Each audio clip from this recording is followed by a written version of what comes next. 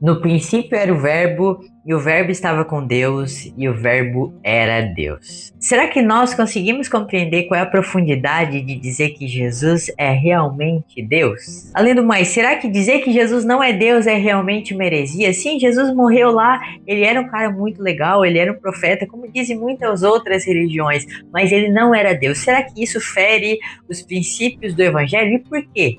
Será que Jesus, sendo Deus, ou Jesus visto como Deus, é uma criação posterior à Bíblia? É uma coisa que o pessoal lá cristão inventou depois de muito tempo. Jesus nem tinha dito isso. Será que é isso mesmo? Ou será que a Bíblia e o próprio Jesus nos fala e nos mostra que ele é Deus? É isso que a gente vai estudar hoje na lição 5, que nos fala Jesus é Deus. E aqui já dá um spoiler, né? Jesus é realmente Deus. E a gente vai compreender um pouco, então, sobre como essa doutrina de que Jesus é Deus é bíblica, sim, né? Quais são os atributos de Jesus, os atributos divinos que Jesus tem.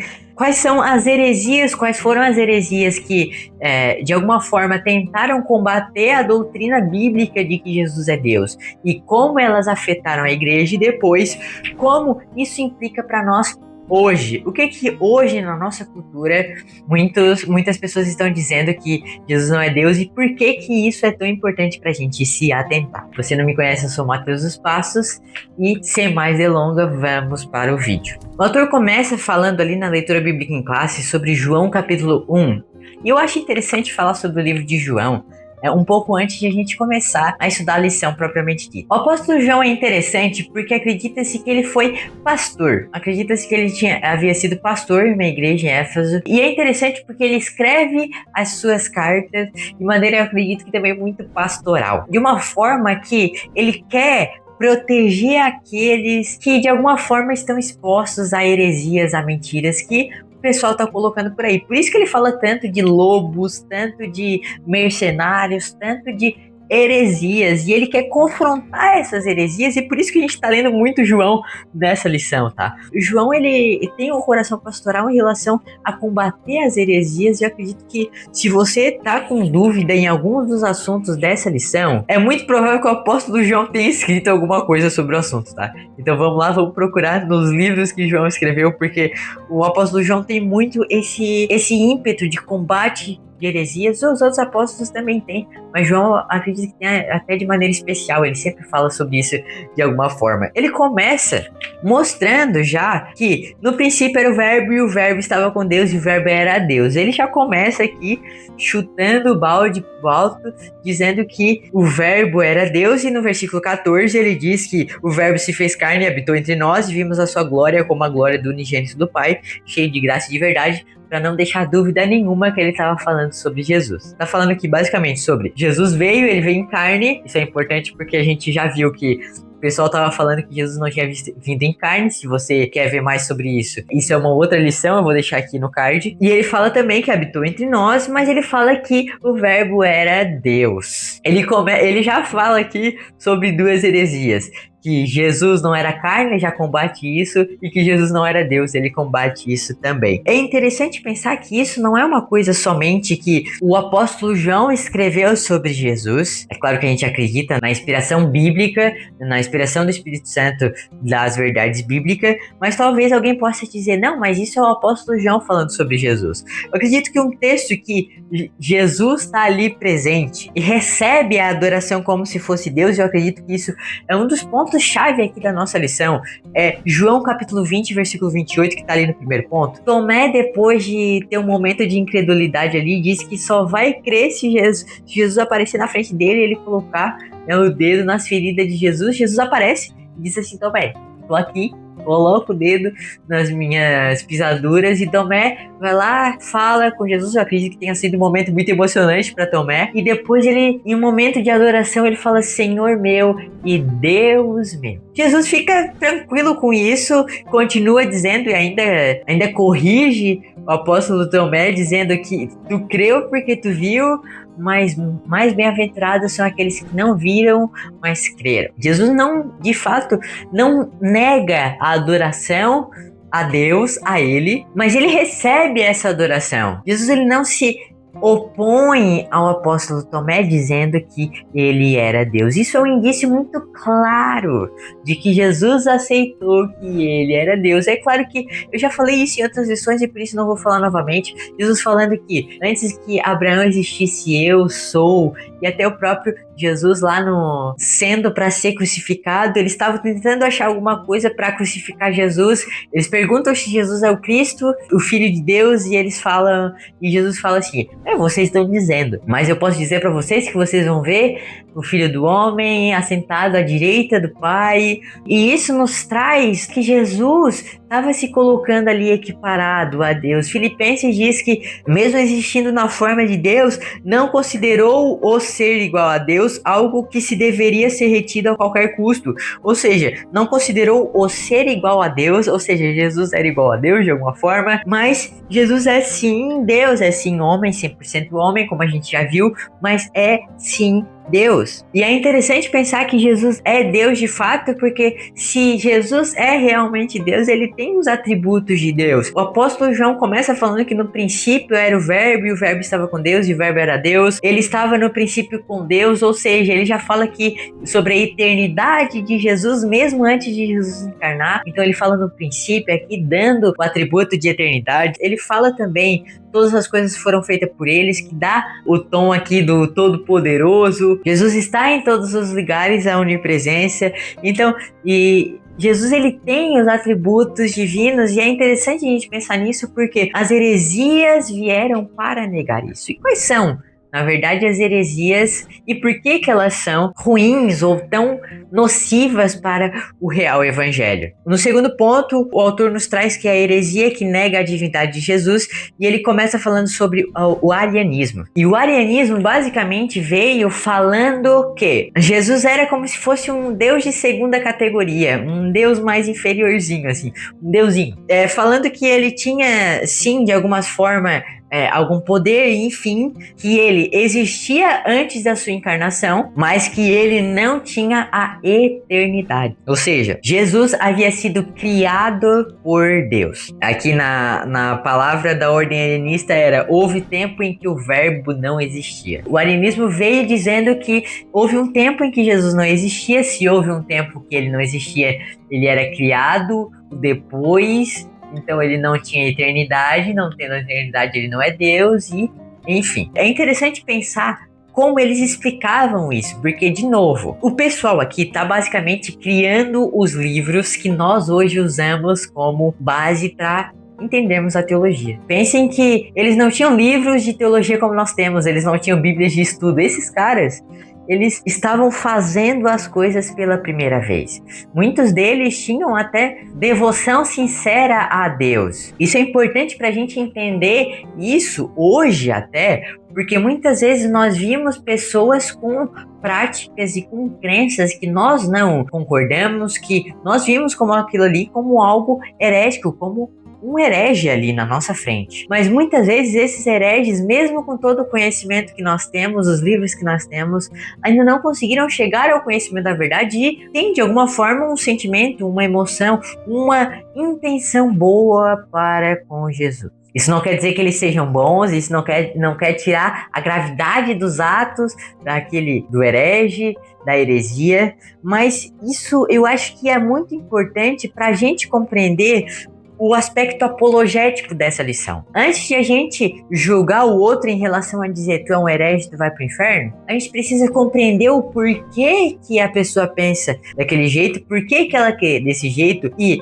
usar os argumentos bíblicos para desfazer isso e trazer a pessoa para a verdade. O apóstolo Pedro diz que nós devemos estar preparados para responder a qualquer pessoa, a responder com mansidão, na verdade, a qualquer pessoa que nos pede a razão da nossa fé. E a gente precisa compreender que muitas vezes as pessoas vão pedir a razão da nossa fé e a gente não tem que olhar para essa pessoa: tu não crê nisso, tu vai pro inferno. Mesmo que isso seja de alguma forma verdade. A gente precisa compreender como ela pensa, por que ela pensa, tentar desfazer isso. É claro que isso é uma obra do Espírito Santo, a gente não converte ninguém, mas é nosso papel estar aqui presente para quando alguém precisa de alguma explicação. Isso que o apóstolo Pedro disse. Nosso papel é ficar disponível para responder com mansidão, hein?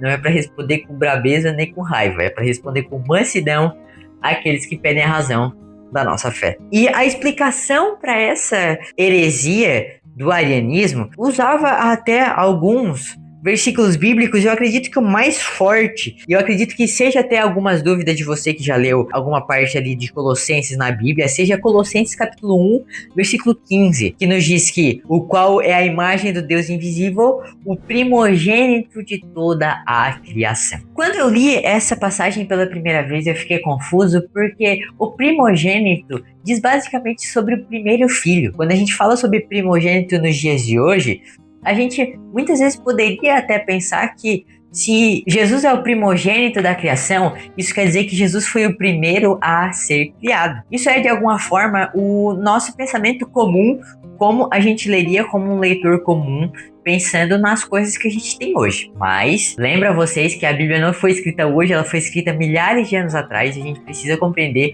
o contexto cultural da época para a gente entender os princípios bíblicos que estão compostos nessa mensagem. O primogênito não queria dizer somente respeito ao primeiro filho. A palavra primogenitura queria dizer ao primeiro filho, mas o sentido da palavra primogenitura não se limitava somente ao aspecto do primeiro filho. Na verdade, o primogênito, ele dava a ideia de que a herança do pai seria dele. Pensem que Esaú vende o direito de primogenitura. Isso quer dizer que agora eles voltaram no tempo e Jacó nasceu como o primeiro filho? Não. Jacó ainda é o segundo filho, Jacó ainda não é o primogênito, mas agora Jacó tem os direitos de primogenitura. E quais são isso? Quais são esses direitos? A conquista das bênçãos, também receberia uma porção dobrada da herança, então tinha muito a ver também em relação à herança que seria deixada.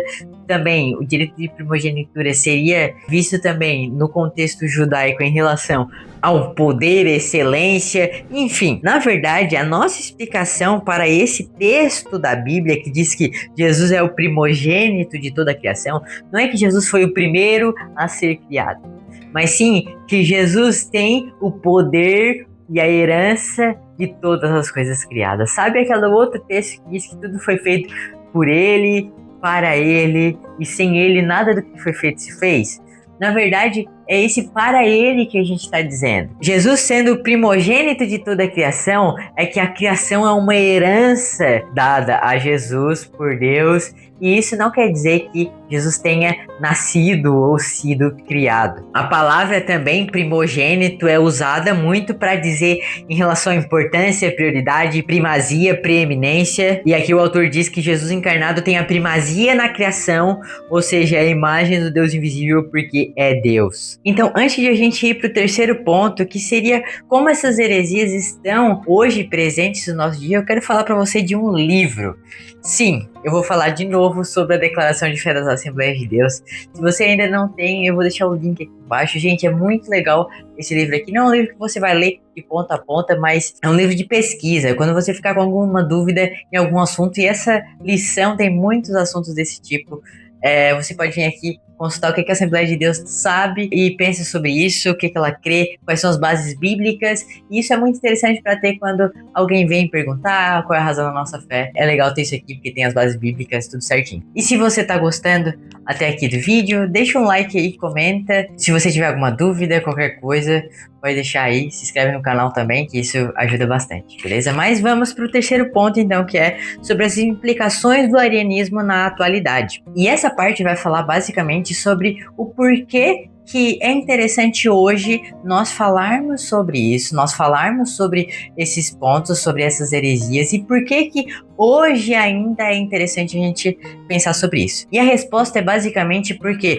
como o título fala, a gente precisa combater antigas heresias que se apresentam com nova aparência. E essa antiga heresia de dizer que Jesus não é Deus se está apresentando com uma nova aparência, né? O autor fala aqui sobre duas coisas basicamente. Ele começa falando sobre a tradução do Novo Mundo, e a tradução do Novo Mundo basicamente é uma tradução bíblica que muda algumas passagens do sentido original tentando trazer que que Jesus não era de fato Deus. Então, as passagens que a gente leu aqui são de algumas formas deturpadas na tradução do Novo Mundo.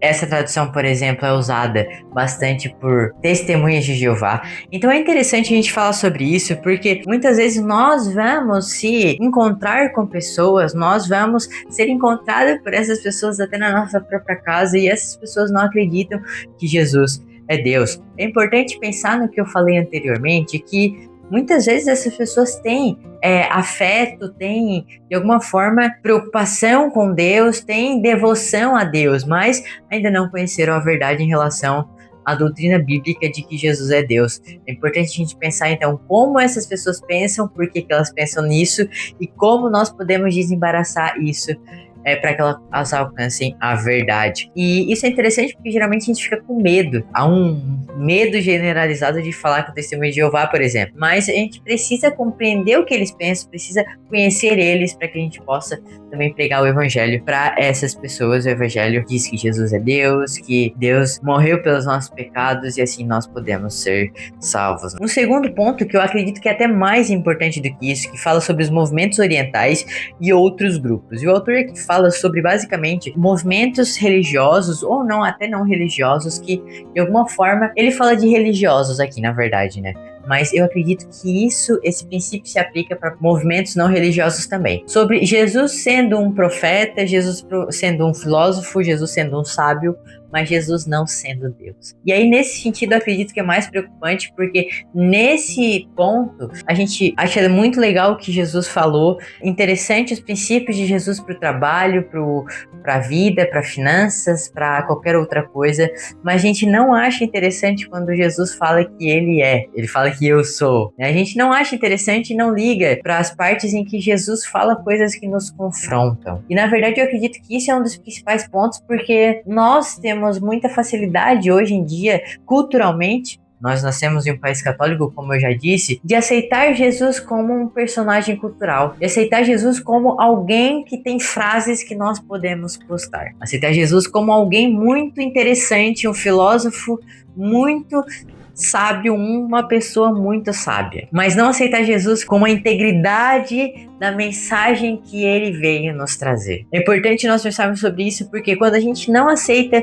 Jesus como Salvador e sim como filósofo, nós ainda estamos perdidos. Quando a gente aceita as palavras de Jesus sobre o trabalho, mas não aceitamos a ele como nosso Salvador, nós ainda estamos em condenação. Mas só quando nós aceitamos a Jesus como nosso suficiente e único Salvador da nossa vida é que nós conseguimos ter a salvação e a justificação através da fé mediante o sacrifício de Jesus. Nunca esqueça disso, o Evangelho é Deus encarnado e Deus morrendo e ressuscitado, e nós poderemos ser ressuscitados com Ele no último dia. O autor termina dizendo que a conclusão bíblica é que somente Deus pode salvar, e somente Ele é o Salvador. Se o Senhor Jesus não é Deus, logo não pode ser o Salvador.